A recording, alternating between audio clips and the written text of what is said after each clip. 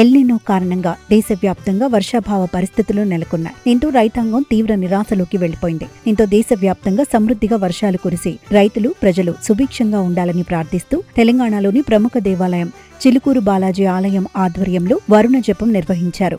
గండిపేట ఉస్మాన్ సాగర్ దగ్గర చిలుకూరు బాలాజీ దేవాలయ ప్రధాన అర్చకులు శ్రీ సిఎస్ లక్ష్మీ నరసింహన్ నేతృత్వంలో ఆలయ అర్చకులు వేద పండితులు నడుమలోతు నీటిలో నిలబడి ఈ వైదిక అనుష్ఠానాన్ని నిర్వహించారు.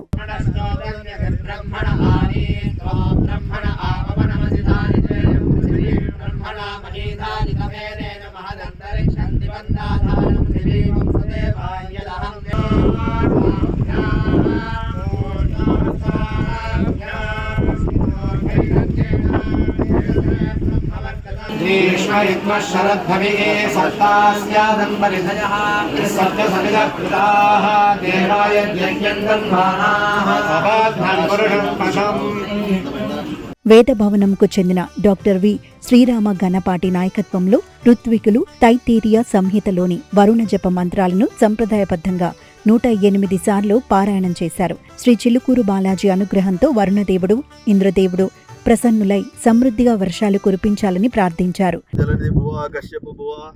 విలాసం సంతన్వన్ వినత శివ సంపూజిత పదః జలాధార ప్రాంతే సకల జన సర్వేష్ట ఫలదః కళావస్మిన్ దైవం జయతి చిలుకూరు వెంకటపతి.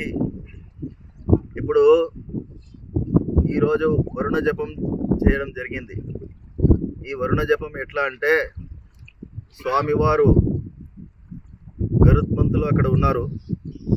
ఆ గరుత్మంతులను కూడా తలుచుకొని స్వామివారిని ఈ కుంభంలో స్వామివారిని ఆవాహన చేసుకొని తీసుకొని వచ్చి ఇక్కడ వేద పండితులంతా కూడా కలిసి శ్రీరామ గణపాటి గారు, మా తమ్ముడు, అందరూ వీళ్ళంతా వేద పండితులు గణపాటి వాళ్ళంతా కలిసి నీటిలో ఈ నాభి వరకు నీటిలో మునగాలి. ఆ తర్వాత వర్షం వచ్చేంత వరకు జపం చేయాలి. వర్షం వచ్చేంత వరకు జపం చేస్తూనే ఉండాలి. వర్షం వస్తే ఆపేయాలి. అది ఉగ్రం. ఇది మద్యం. 10 ఆవర్తులు చేస్తే 10 ఆవర్తులు చేసి స్వామివారిని ప్రార్థిస్తాం. అది మద్యం. ఇప్పుడు మద్యం ప్రారంభించాం. సపోజ్ వర్షం ఇంకా రాలేదనుకోండి, అప్పుడు ఉగ్రం కూడా చేస్తాం. అర్థమైందా? అప్పుడు చాలా రోజులు, చాలా 20-30 సంవత్సరాల ముందు అప్పుడు చాలా ఉగ్రంగా చేశాం. ఆ తర్వాత స్వాముల వారు ఏమన్నారంటే, ఇంత ఉగ్రం వద్దయ్యా బాబు, మీరంతా మాకు కావాలి అని వర్షం కురిపించి, ఎన్నిసార్లు చేస్తే అన్ని వర్షం కురిపించేస్తారు. రాగానే కురిపించేస్తారు స్వామి.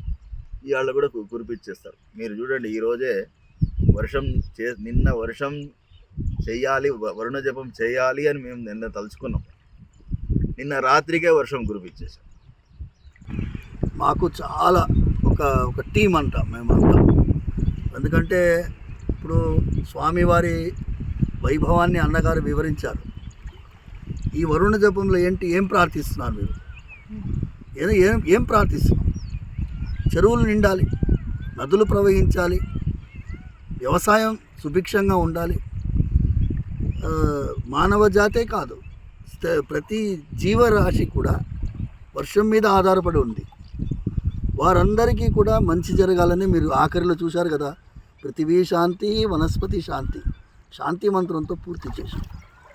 ముఖ్యంగా ఏంటి అంటే, డాక్టర్ శ్రీరామ్ గణపాటి గారు, ఈయన చిన్నప్పటి నుంచి మేమిద్దరం కలిసి ఇలా పెరిగాం. ఆయన ఇప్పుడు డాక్టరేట్ అయ్యారు, ప్రొఫెసర్ శ్రీరామ్ అని. కానీ మొన్న ఈ ఎండోమెంట్స్ వాళ్ళు కొత్త అర్చకుల నియామకం అప్పుడు శ్రీరామ్ గణపాటి గారు చిలుకూరులో వరుణ జపం చేసి సరిపోదు అని ఎండోమెంట్ మినిస్టర్ గారు, అది ఆ విషయం దయచేసి చెప్పండి స్వామి.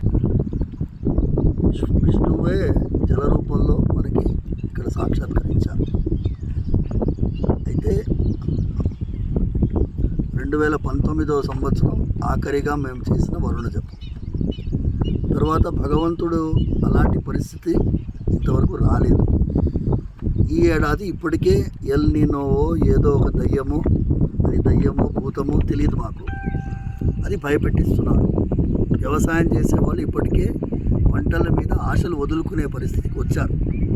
అందుకోసం ఈరోజు అతి అవసరంగా, ఇది ఎమర్జెన్సీ అంటారు కదమ్మా, అంబులెన్స్కి ఫోన్ చేస్తే వస్తారు. అలాగే వరుణదేవుడు స్వామివారు ఆజ్ఞాపించి సమృద్ధిగా వర్షాలు కురిపించాలి, ఈ డెఫిసిట్ రెయిన్ఫాల్ కూడా ఫిల్ చేయాలని ప్రార్థించాం.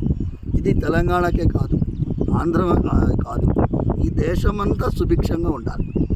కాలే వర్షతి పర్జన్య పృథివీ సస్యశాలిని దేశోయం క్షోభరహిత. ఆకలి బాధ అనేది లేకుండా స్వామి చేయాలని మనస్ఫూర్తిగా ప్రార్థిస్తూ, మీరందరూ కూడా ఈ మీడియా ముఖంగా మేము చెప్పేది ఏంటి అంటే, మీ ప్రాంతాల్లో ఉండే దేవాలయాల్లో భక్తులు అర్చకులే కాదమ్మా, అందరూ ప్రార్థించాలి. ఈ వరుణ జపం ద్వారా రాష్ట్రంలోని చెరువులు, నదులు, జలాశయాలు నిండాలని, ఎండిపోతున్న పంటలు పునరుజ్జీవం పొంది రైతాంగం సుభిక్షంగా ఉండాలని, సమాజ శ్రేయస్సు చేకూరాలని ఆలయ అర్చకులు ప్రార్థించారు.